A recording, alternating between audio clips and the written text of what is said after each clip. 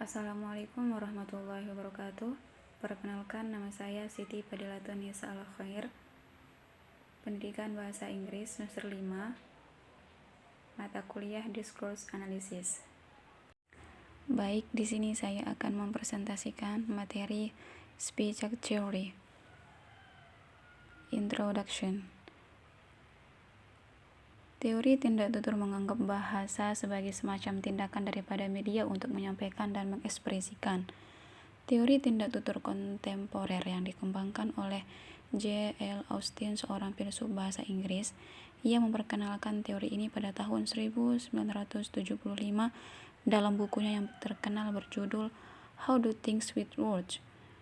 Belakangan John Searle membawa aspek-aspek teori ke dalam dimensi yang jauh lebih tinggi. Teori ini sering digunakan dalam bidang filsafat bahasa. Austin adalah seorang yang menemukan temuan bahwa orang tidak hanya menggunakan bahasa itu untuk menyatakan sesuatu, tetapi juga untuk melakukan sesuatu. Adapun teori, semua jenis komunikasi linguis adalah terdiri dari tindakan linguistik. Sebelumnya dipahami bahwa unit komunikasi yang paling mendasar adalah kata-kata, simbol, kalimat, atau semacam token dari semua ini. Tetapi teori tindak tutur yang menyarankan produksi atau pengeluaran jika kata-kata, simbol adalah unit dasar komunikasi. Pengeluaran ini terjadi selama proses pelaksanaan tindak tutur. Arti dari unit-unit dasar ini dianggap sebagai blok bangunan saling pengertian antara orang-orang yang ingin berkomunikasi.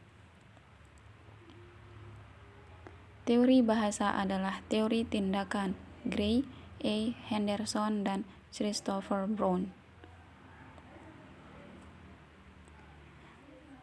Teori ini menekankan bahwa ucapan-ucapan memiliki makna yang berbeda atau spesifik bagi pengguna dan pendengarnya.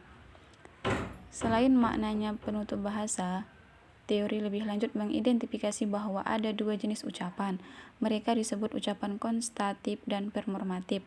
Dalam bukunya How Do Things with Words, Austin dengan jelas berbicara tentang perbedaan antara ucapan konstatif dan performatif.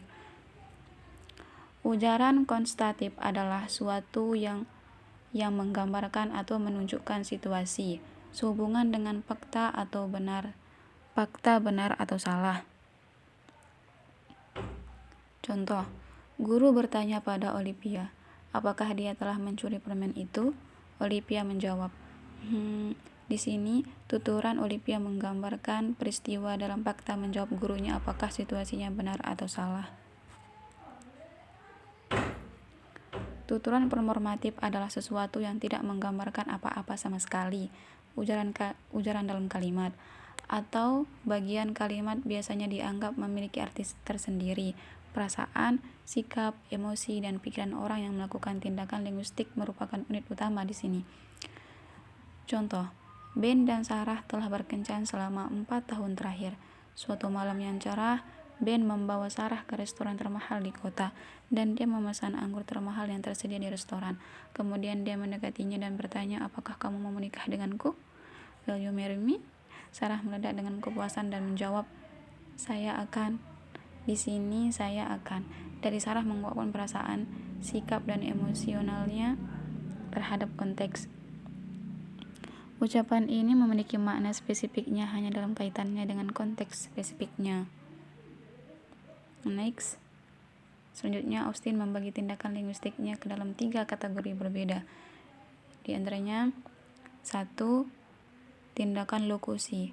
Ini adalah tindakan mengatakan sesuatu. Ini memiliki makna dan itu menciptakan pemahaman yang sama sekali untuk disampaikan atau diungkapkan.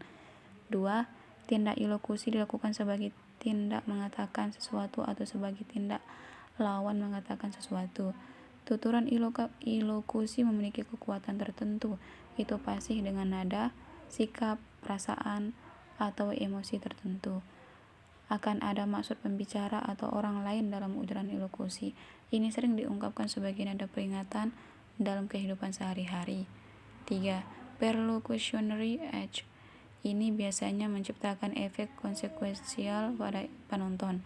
Efeknya bisa berupa pikiran, imajinasi, perasaan, atau emosi. Efek pada penerimaan adalah karakter utama dari ucapan perlokusi. For example, tindak lokusi menggambarkan situasi yang berbahaya. Tindak ilokusi bertindak sebagai kekuatan peringatan dan tindak perlokusi menakut-nakuti lawan bicara. Austin sendiri mengakui bahwa ketiga komponen ujaran ini tidak dapat dipisahkan sama sekali.